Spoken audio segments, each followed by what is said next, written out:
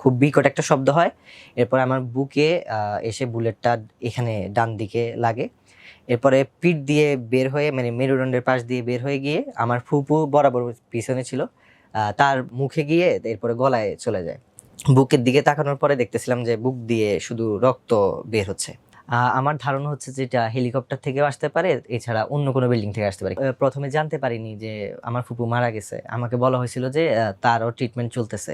খুব খারাপ লাগে যে মাঝে মধ্যে তার গত ডিসেম্বরে তার বিয়ের কথা ছিল। আমরা সরকার থেকে কোনো সহযোগিতা পাই নাই। পুরো ট্রিটমেন্টের খরচটাই আমার আব্বু বিয়ে করছে। আসসালামু আলাইকুম প্রিয় দর্শক, স্বাগত জানাচ্ছি আমার দেশ স্পেশালের সঙ্গে আছি আরমান মুজাহিদ। আজ আমাদের সঙ্গে স্টুডিওতে যুক্ত আছেন জুলাই যোদ্ধা আইমান উদ্দিন। তার কাছ থেকে জানবো জুলাইয়ের সেই সময়ের দুঃসহ স্মৃতিগুলো। আইমান, আপনাকে আমার দেশ স্টুডিওতে স্বাগত জানাচ্ছি। ধন্যবাদ। আমরা জেনেছি যে আপনি জুলাইয়ে আহত হয়েছিলেন, গুলিবিদ্ধ হয়েছিলেন। আসলে কিভাবে, কোথায়, কখন, কিভাবে গুলিবিদ্ধ হলেন, এটা কিভাবে ঘটলো আমাদেরকে যদি একটু বলতেন। আসলে যখন জুলাই মাস চলতেছিল 2024 সালে, 18 তারিখ হচ্ছে সায়েন্স ল্যাবে আমার বাসা। তো সেখানে হচ্ছে 18 তারিখে বিভিন্ন কলেজের স্টুডেন্টরা যখন যায়, তো তখন হচ্ছে আমি 18 তারিখে আমার আইডি কার্ড নিয়ে আমি হচ্ছে তখন সেদিন আন্দোলনে মানে যাই। এর কিছুক্ষণ পরে আমি হচ্ছে বাসায় চলে আসি। 18 তারিখ রাতে হচ্ছে সরকার হচ্ছে নেট শাটডাউন করে। এরপর হচ্ছে 19 তারিখ শুক্রবার ছিল। সেদিন শুক্রবারের জুমার নামাজের পরপরই হচ্ছে আমরা দেখতে পাই যে সায়েন্স ল্যাবে হেলিকপ্টার এসে মানে হেলিকপ্টার দিয়ে গুলি করতে থাকে যারা আন্দোলন করতেছিল।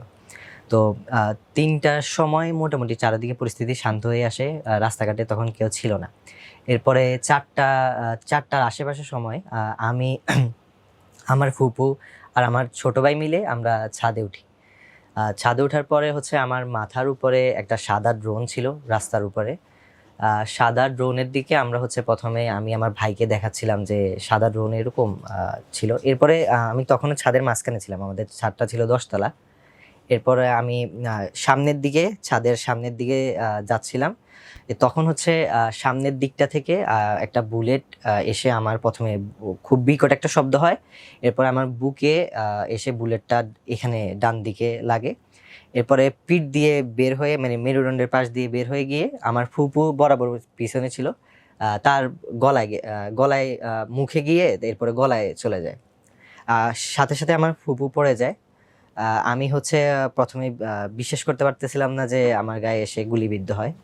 তখন আমি বুকের দিকে তাকানোর পরে দেখতেছিলাম যে বুক দিয়ে শুধু রক্ত বের হচ্ছে। বাম পাশে আমার ভাই ছিল, আমি একবার তার দিকে তাকানোর পরে আমার চোখটা অন্ধকার হয়ে আসতেছিল। এরপরে হচ্ছে আমি কোনো রকমে বাসার লিফট পর্যন্ত যেতে পারি। তখন হচ্ছে আমি সেখানে গিয়ে বসে পড়ি। এরপরে আমার ভাই আমাকে ধরে বাসা পর্যন্ত নেয়। আমার বাসাটা 7 তলায়। তো নিয়ে গিয়ে মানে সে আম্মুকে বলতে থাকে যে ভাইয়া গুলিবিদ্ধ হয়েছে। তখন আম্মু দৌড়ায় এসে যখন দেখে যে আমার এখান দিয়ে, তখন আমি অজ্ঞান হয়ে পড়ি। তো এরপর আমার আম্মু কান্না করতে থাকে, চিৎকার করতে থাকে, সবাইকে। তখন আবার গোলাগুলি চারিদিকে শুরু হয় বিকেলের পরপরই। এরপর হচ্ছে বাসার লোকজন প্রথমে এরপরে আমাকে মানে এরপর আমাকে হসপিটালের ইমার্জেন্সিতে নিয়ে যায় আম্মু সহ। নিয়ে যাওয়ার সময় পথে আমাদেরকে আর অনেক আটকানো হয়, বাধা দেওয়া হয়। আমার ফুপুকেও নিয়ে যাওয়া হয়। তো আমাদের মোবাইল চেক করা হয়, কিন্তু আমার কাছে মোবাইল ছিল না, আমার ফুপুর কাছেও মোবাইল ছিল না। এরপরে হসপিটালে ইমার্জেন্সিতে যাওয়ার পরে আমাদেরকে সেখানে প্রাথমিক ট্রিটমেন্ট দিয়ে প্রথমে ঢাকা মেডিকেলে রেফার করার কথা চিন্তা করে।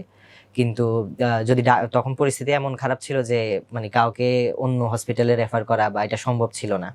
এরপরে আম্মু তাদেরকে রিকোয়েস্ট করার পরে তারা হচ্ছে আমাকে আইসিইউতে আমাকে এবং আমার ফুপুকে ভর্তি করে। 20 তারিখ রাতের দিকে আমার ফুপু হচ্ছে আইসিইউতে ইন্তেকাল করে। এরপরে যে সেই সময়ে যে ঘটনাটা, আসলে আপনার কি মনে হয়েছিল যে ওই যে গুলিটা এসেছিল, আপনাকে লেগেছিল যে গুলিটা, এটা আসলে কোনো বিল্ডিং থেকে এসেছিল নাকি নিচ থেকে, কোন দিক থেকে এসেছিল, নাকি উপর থেকে গুলি করা হয়েছিল? গুলিটা হচ্ছে যে আমার বাসাটা যেহেতু 10 তলা, এছাড়া হচ্ছে আমার সামনের বাসাগুলো উচ্চ মানে 10 তলা বা 9 তলা এরকম। আমার ধারণা হচ্ছে যে এটা হেলিকপ্টার থেকেও আসতে পারে, এছাড়া অন্য কোনো বিল্ডিং থেকে আসতে পারে, কিন্তু নিচ থেকে আসবে না, কারণ আমি ছাদের মাঝখানে ছিলাম এবং আমার এটা মনে আছে যে গুলিটা সরাসরি সামনে থেকে আসছে।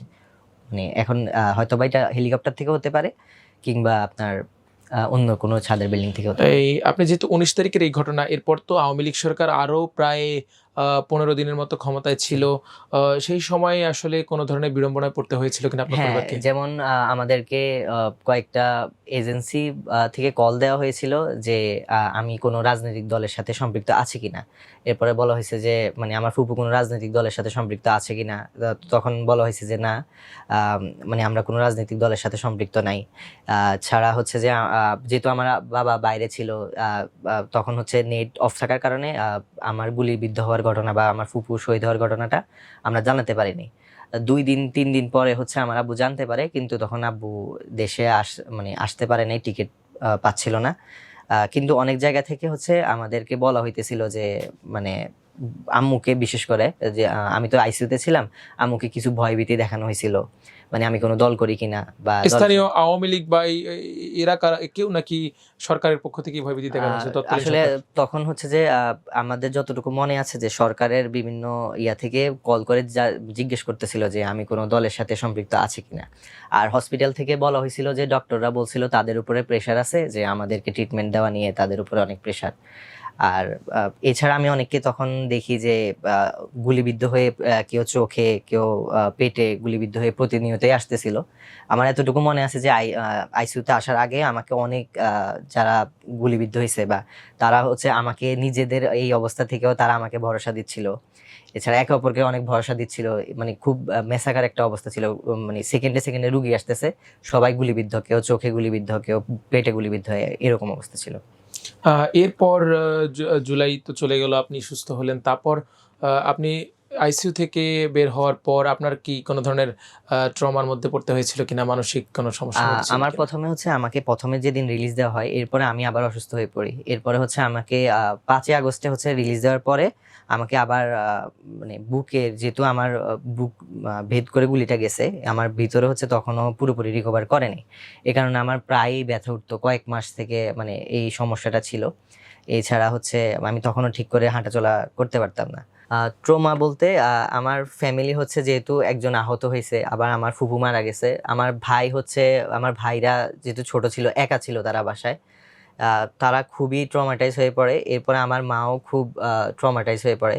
পুরা জুলাইয়ের পর থেকেই আমরা খুবই বিশেষ করে আমার মা, যেহেতু তার সামনেই ঘটনাটা হয়েছে, এরপর থেকে সে খুব মানসিকভাবে ভেঙে পড়ে। আমার ভাইদেরও স্বাভাবিক লাইফে ফিরে আসতে অনেক দিন সময় লাগছে। এখন মোটামুটি আমরা এখন স্বাভাবিক লাইফে। শারীরিক দিক থেকে এখনো কোনো নিজের দুর্বলতা ফিল করেন কিনা? প্রথমত আমার কয়েক মাস আমার এরপর ডাক্তার দেখানো লাগছে, ওষুধ চলছিল। এখন হচ্ছে যে নিঃশ্বাসে কিছু সমস্যা ছিল, এছাড়া বুকে ব্যথা উঠতো। এখন কমে গেছে, কিন্তু আগের থেকে মোটামুটি এখন সুস্থ আছি আলহামদুলিল্লাহ। ট্রিটমেন্টে তো অনেক খরচ। আসলে সরকার থেকে বা কোনো সংস্থা থেকে কোনো না, সহযোগিতা পেয়েছেন কিনা?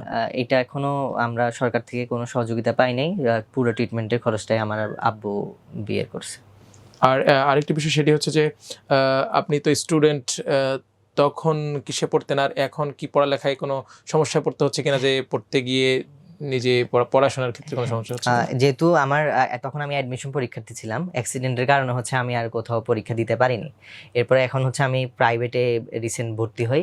এছাড়া যেহেতু আমার এখন জুলাইয়ের 1 বছর পার হওয়ার পরেও আমি হচ্ছে এখনো জুলাইয়ের আগের স্মৃতিগুলা, যেমন আমার চোখের সামনে হচ্ছে হেলিকপ্টার থেকে গুলি করতে দেখছিলাম। এরপরে আমার প্রতিনিয়তই তখন ওই আগের স্মৃতিগুলাই মাথায় আসে, যে অনেকে চোখে গুলিবিদ্ধ দেখেছিলাম, অনেকে মানে খুব পেটে গুলিবিদ্ধ দেখেছিলাম। বেশিরভাগই হচ্ছে আমার বয়সী বা আমার থেকে ছোট, আমার থেকে বড়, এরকম যারা ছিল আমার ভাইদের বয়সী অনেককে দেখেছিলাম যে গুলিবিদ্ধ হয়ে। ওই স্মৃতিগুলো আমার এখনো মাঝে মধ্যে মনে পড়ার কারণে হচ্ছে আমি এখনো স্বাভাবিক পুরোপুরি পড়াশোনায় মনোযোগ করতে পারছি না। কিছুটা সমস্যা হচ্ছে, তাও চেষ্টা করছি। আরেকটা বিষয় থাকেই যে আসলে এক গুলিতেই যে বুলেটটা ছিল, সেই বুলেটে আপনার ভিতর দিয়ে ভেদ করে যাওয়ার পর আপনার ফুফু উনি আসলে নিহত হলেন। তা আপনি বেঁচে ফিরতে পারলেন।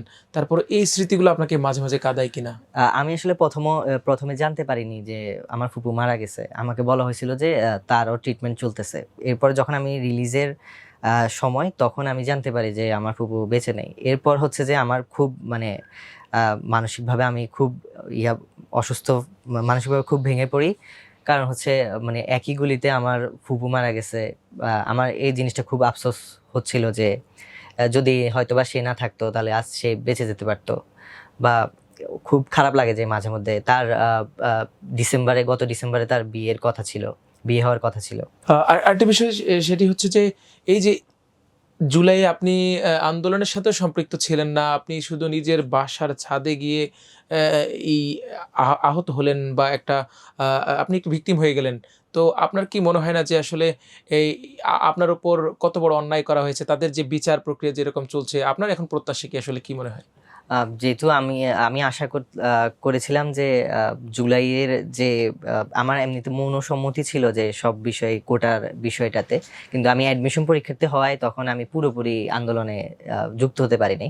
আর তাছাড়া আমি 19 জুলাইতেই আহত হয়ে যাওয়ার পরে আমার হচ্ছে যে পুরোটাই আমি হসপিটালেই ছিলাম পুরো বাকি সময়টাতে।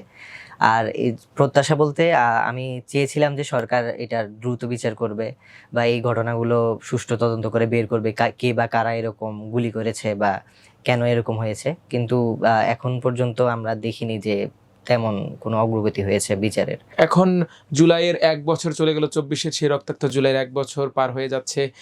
এরই মধ্যে দিয়ে আবারও সেই ৫ই আগস্ট আসতেছে, যেই ৫ই আগস্টের মধ্যে দিয়ে ছাত্ররা যে দীর্ঘদিন জাতির উপরে চেপে বসা একটি স্বৈর শাসন বলা যায়, তাকে সরিয়ে দিয়ে নতুন বাংলাদেশের সূচনা করিয়েছে। তো সেই বাংলাদেশে আপনাদের যে প্রত্যাশা, সেই প্রত্যাশার আপনি তো বললেন অনেক কিছুই এখনো বাস্তবায়ন হয়নি। এখন প্রত্যাশা কি আসলে কি চান? আহ, অনেক কিছু জিনিস হয়তোবা চেঞ্জ হয়েছে বা কিছু জিনিস বাস্তবায়ন হয়েছে, কিন্তু আমরা যেরকম আশা করেছিলাম হয়তোবা ওইরকম অনেক কিছু আমরা এখনো পাইনি বা দেখতে পাইনি।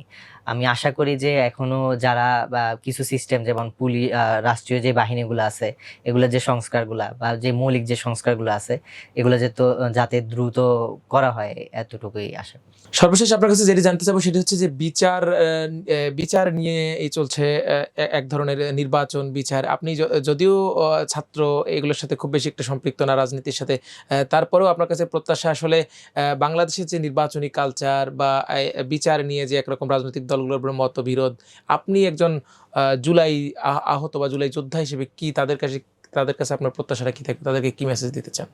আমি চাই যে মুক্তিযুদ্ধের পরে এটা হবে বাংলাদেশের ইতিহাসে খুবই বড় একটি ঘটনা।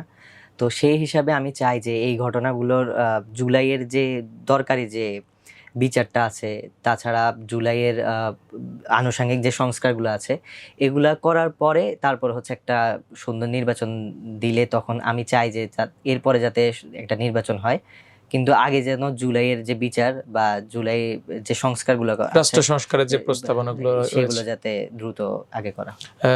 আইমান, আপনার গুরুত্বপূর্ণ সময় থেকে আমাদেরকে সময় দেওয়ার জন্য ধন্যবাদ। হয়তো পরবর্তীতে কোনো আলোচনায় আবারও দেখা হবে। সেই পর্যন্ত ভালো থাকুন। দর্শক, আপনাদেরকে ধন্যবাদ জানাই। আজ এখানে শেষ করতে হচ্ছে। সবাই ভালো থাকুন, সুস্থ থাকুন, থাকুন আমার দেশের সঙ্গে। আল্লাহ হাফেজ।